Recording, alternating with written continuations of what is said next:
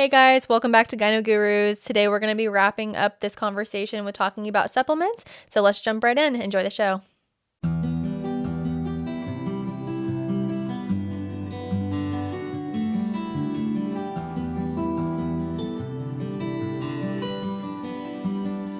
Which I feel like that's a good kind of transition into like our next, just last couple topics, basically lifestyle, diet, and supplements. And like I said, we'll talk about medications at a later time. But yeah, so basically, I hear you talk about this a lot.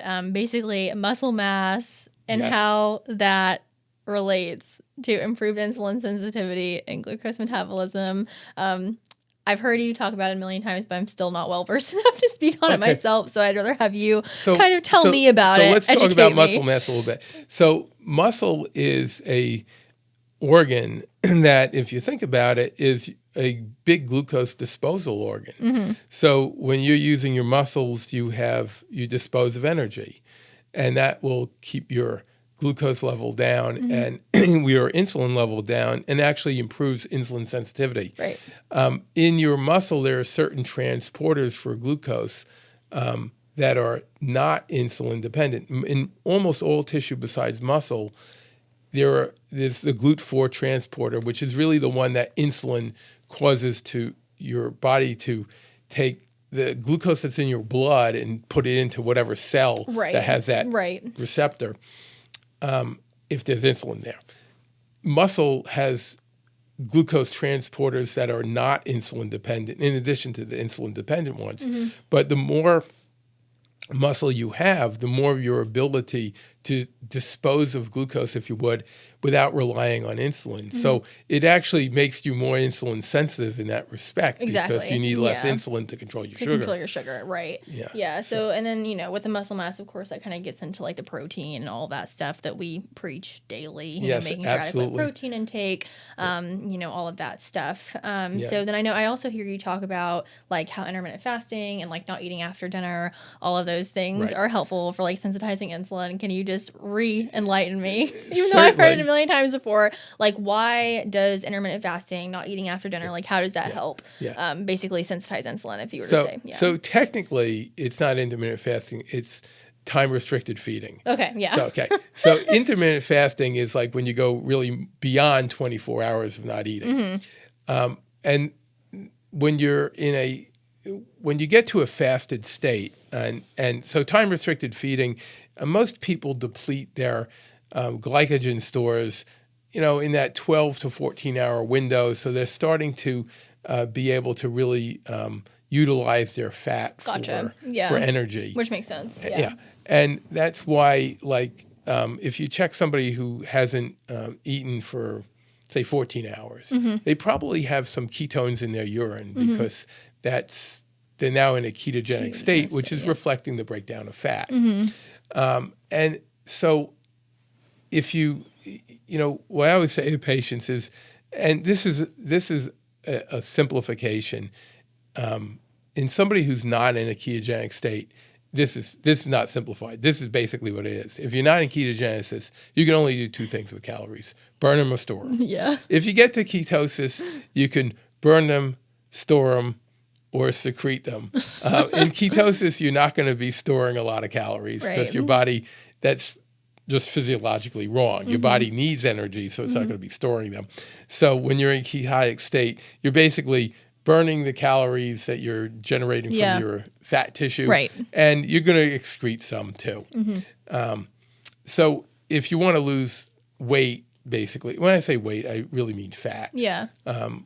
You really it's like need the adipose tissues. It's like that's what. Yeah. Right. You want to get rid of your fat. You want to get into that ketogenic state. Yep. Yes, and that'll help you. And then the thing is, if you're not getting enough protein in your diet, you're going to break down muscle too. So you want to make sure you get enough protein in your diet so that you're not attacking your muscle, which is going to help you with your insulin. Mm-hmm. The more muscle you have. Now, you can't build muscle by just having protein. Mm-hmm. Boy, wouldn't that be easy? I know, right? Yeah. Wouldn't that be so nice? Yeah. Protein and creatine, we're all just jacked. Yep. But you actually have to stress your muscle, and that means exercise, resistance training, to build muscle. But if you don't get enough protein, you will lose muscle. And your muscle is your body's protein reserve. So you can think of fat as your body's major energy reserve.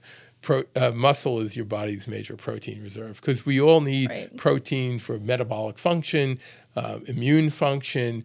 So if your body's not getting enough protein, you're going to use up your muscle. And we don't want to see that, because that is a bad thing. metabolic situation. Yeah, exactly. And to just extend that, building muscle when you're young, which I wish I did more when I was young. I try and do it now, but it's harder as you get older. But when you're young, it is very important to build muscle, because that's when it's easy for you. Your body's designed to do it when you're young. When you see an older person and they're losing muscle, we call that medical term sarcopenia. And the loss of muscle is what leads to fragility. Yeah. And I tell my patients, and Alex, I know you've heard me a million times. As you get older, it is so important to get adequate protein and to do resistance training. Because you want to be able to carry your groceries in whenever you're 90 years old. See, Alex, I always tell patients, my goal of exercising is that when I'm 90, I'll be able to get up off the floor and carry my groceries inside. If I could do those two things, I'm independent. Exactly. So, and when you're young, it may seem like a long time off, but let me tell you, life goes very quickly. Oh yeah, it does. Blink your eyes and you're Yep. You've been practicing for 38 years. Yeah. Yes. So yeah, and then of course just like the basic things of just really having like a well-rounded diet. I mean, basic things. Exercise, protein. What do you call it? Restricted feeding. Time restricted. Yeah, time restricted feeding. So those things absolutely are so helpful. But then also just making sure that you're eating a well-balanced diet with veggies, meat, all that stuff. So we'll kind of move on to just supplements. Oh, one second. If I could just add one more thing about eating. So you could do time restricted feeding, and I do it. I've been doing it for years. It's very easy because I'm used to doing it. Yeah. But one thing that I could do better is that, especially if I'm not busy, like when I'm in my eating period, I might do a lot of grazing. Yeah. And that's not good either. You probably want to have some time between meals, because when you constantly have food, you're constantly have your insulin level up. Yep.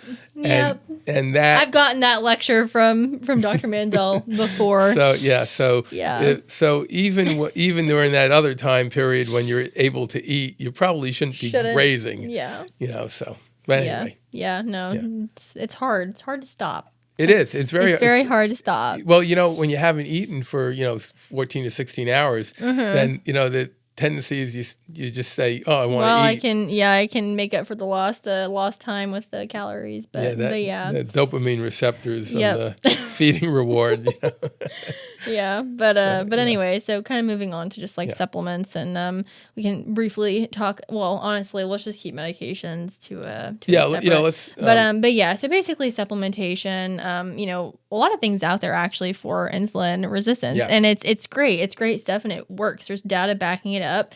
Of course, we have Myo-inositol and we have Berberine, and then the new kid on the block, Allulose. Allulose, yes. With Myo-inositol, you hear that a lot with the girls who have PCOS. We literally call it the vitamin for PCOS because we recommend it to everybody. It works so well. I've had numerous patients who have PCOS who couldn't get pregnant, who get pregnant. You give them Myo-inositol. Or even just people, I've had several girls, again, in my very short career, they don't have periods for months at a time. They start Ovasitol by Theralogics and they get regular cycles literally a month later. Absolutely. And they feel better too. Yeah. It's not just you're getting regular cycles. It's like, they're like, I actually feel like, less fatigue. Like, I'm like, yeah, probably because, you're not yo-yoing with your glucose levels. For sure. It's helping kind of facilitate some stability there. Yeah. One thing about the supplements that we should say is, if you shouldn't self-treat, you should always have a healthcare provider, overseeing. It doesn't hurt to bring things up to them, but, you should really, don't like self-treat. It's not a good practice to self-treat. You should have someone guiding you. Yeah, that's our medical disclaimer. We forgot to mention it at the beginning of the episode. But it's funny. People do medical disclaimers because of legal implications. But just from the point of view of how often do we see patients who are doing things wrong? Yeah. They just don't necessarily have the background to look at things. Yeah. It's totally yeah. So it's really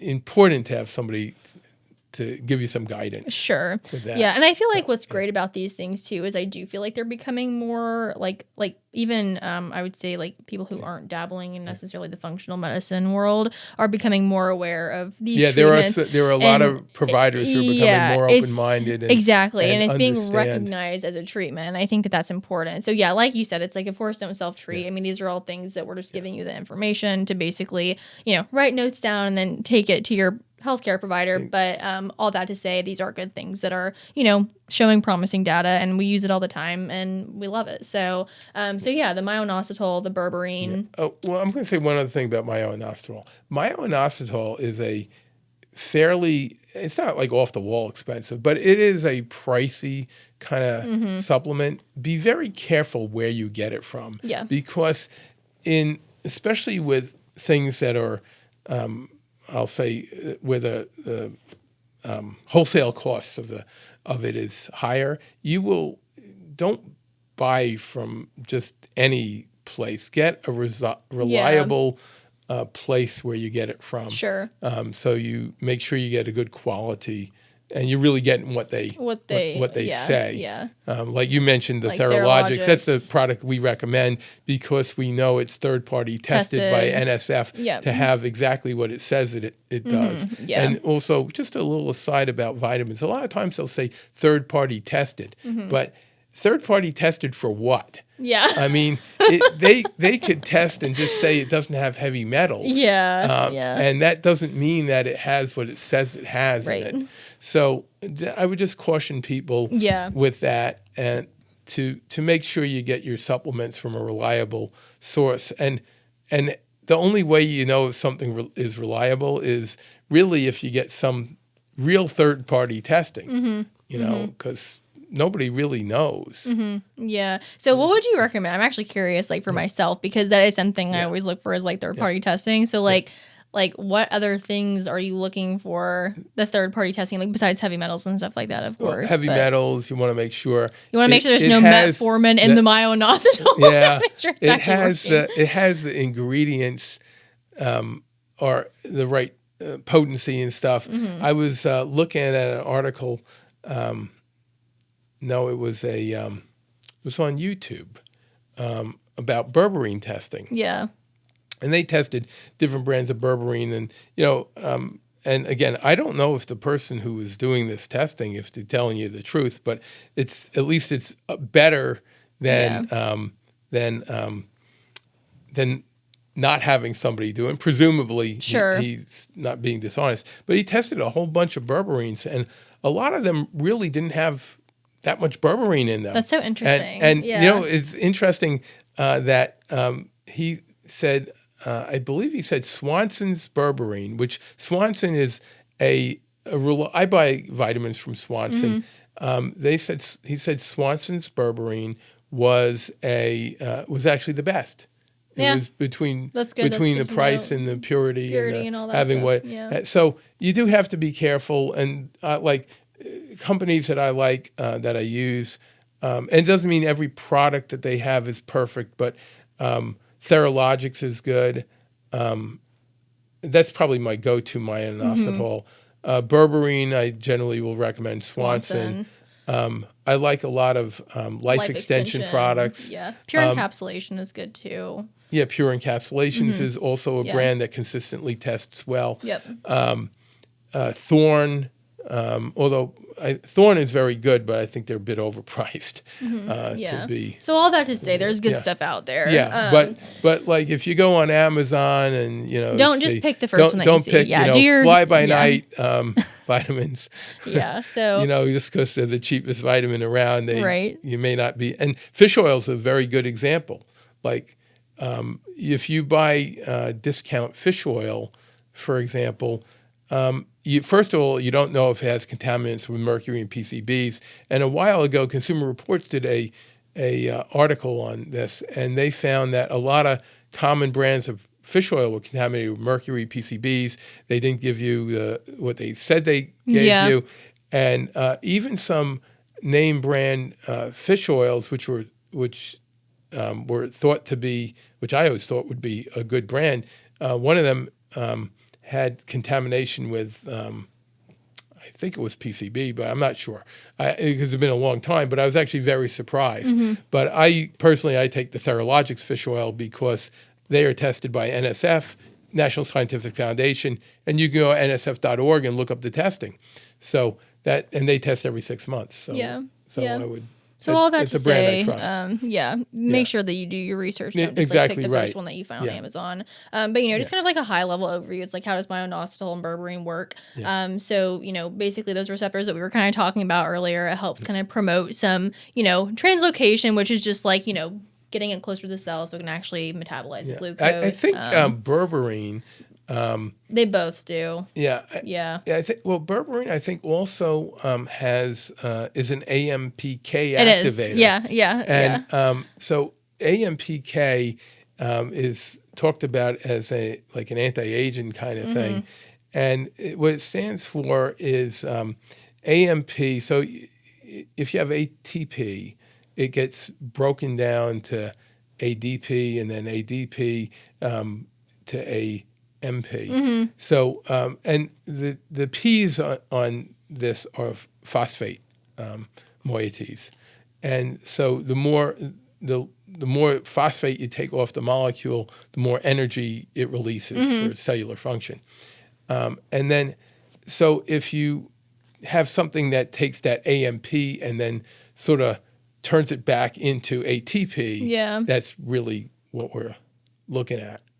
So berberine works that way too. So So basically, berberine reduces glucose production of the liver, can enhance insulin receptor expression function. I thought what was interesting about the berberine, which I liked, is that it was talking about just like reducing inflammation that was associated with metabolic dysfunction, and I thought that was interesting. I saw some articles on it last night, so I wanted to add that in there because that didn't say that for the myo-inositol, which myo-inositol has its own set of advantages, but all that to say, both of them are good and healthy to take, and can be taken at the same time, or at least I would recommend it. Of course, don't do that on your own. Ask your healthcare provider first. Well, like for example, like we talked about having somebody who can help guide you.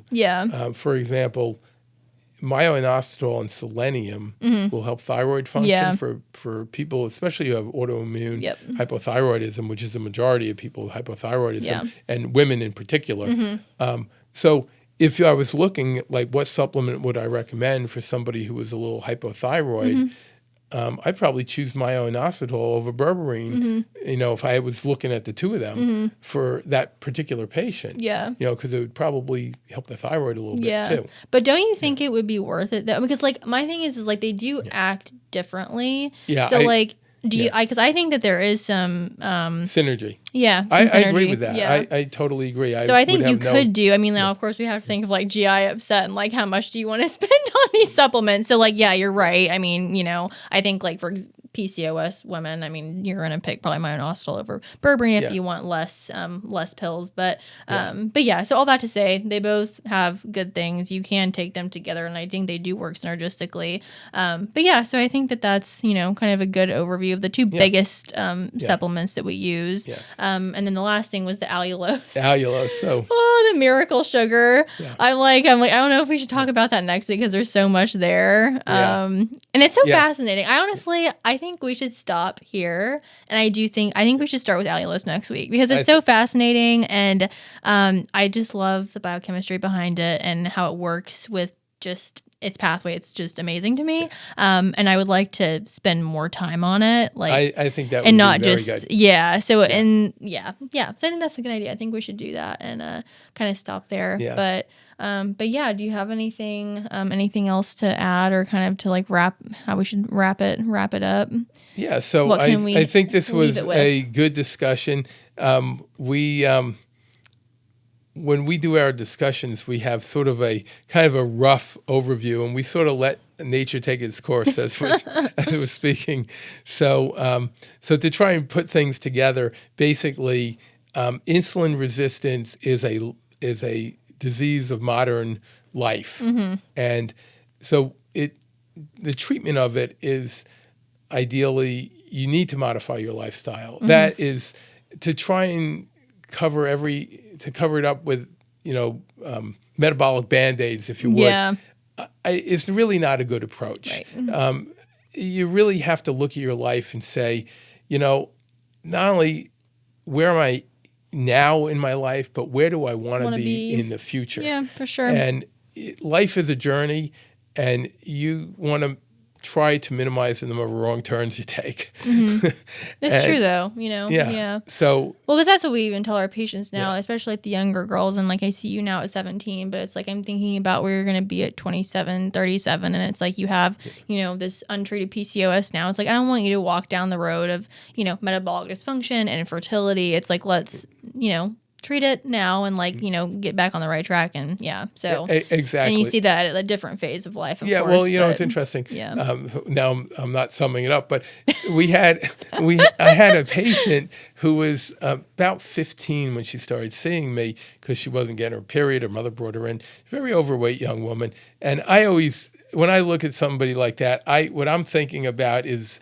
this person at some point in their life, this is going to catch up to them. Yeah. The diabetes and the obesity, and it's going to catch up to them. And when she was younger, her mother would tell me she would say she was going to do this, and she would like hide food in her room, and her mother would find it. But as she's gotten into her 20s, she doesn't see me with her mother anymore, but she has certainly changed. She certainly has recognized what we started when she was 15. Now she's in her 20s, and she's still overweight, but she's definitely lost some weight. She's changing her lifestyle. And I'll tell you, as a clinician, that means I feel like I've maybe saved a life. Yeah. And that's really... Well, because it's like the thing is, and, I feel like sometimes it's like, we don't want to talk about, increased BMI, things like that, but it really can, especially in the context of metabolic syndrome. I mean, it literally can, like, end badly. And it is something that you do really, really need to take seriously. And because, like, the sequelae of not treating it and ignoring it could be death. You know what I'm saying? So exactly right. It will significantly shorten your lifespan and significantly shorten your quality of life. Exactly. Your so it's your like you handle those topics sensitively, but it's like we also have to be realistic and say, look, like, this is what's going on. And it's like, we do handle it delicately, but you also have to look at the face reality, basically, and be like, but if we don't do something, we don't address it, we can't ignore it. Because it could we're not shorten your life. We're not being judgmental. We're just being realistic. So all that to say, so okay. I think that's the good summary. Well, I think thanks that for was the great discussion. Yeah. So but thank you guys for listening. So next week we'll be talking about allulose, which is one of my favorite things right now, and then also medications for insulin resistance and metabolic syndrome. So thank you for listening, everyone.